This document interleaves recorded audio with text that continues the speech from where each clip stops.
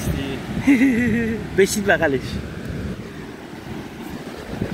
دادا جواد لاک پشت کجا بود؟ آب برید زبون بسته رو. زبون بسته رو کنار دریای مکران یکی از بزرگترین لاک پشت‌ها رو گرفتیم. بیا تو بگیر تا من برش گردونم. الله آخه اول فصل دستش موزیده داره جون میره بنده خدا. وای لاک شکسته داداش.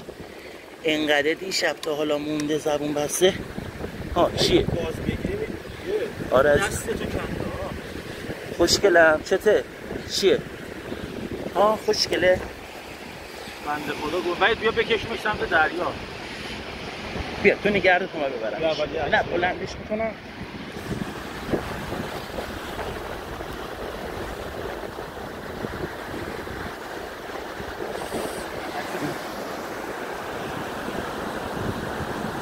من دادا جواد یهویی با لاک پشت.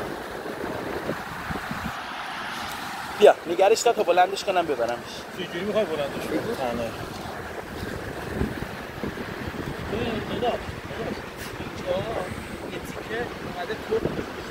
آره ممکن اومده تخم گذاری کنه.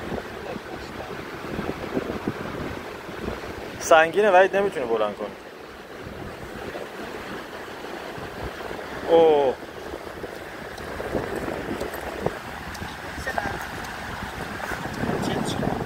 الان داره جون میگیره وید ببین. بیا ذره جلوتر بنداز. ببین داره قشنگ دیگه الان داره جون میگیره. بذار میره به نظرم.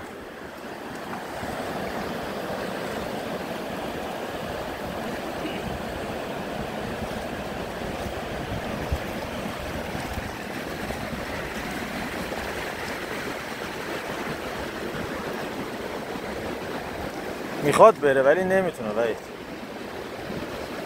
اونا باید با چاقو کند. اونجوری کنده نمیشه. اونا باید چاقو بندازی زیرش. شاید با این موجای بزرگ بره وحید. آها داره میره. بذار بره. هلش بده بره.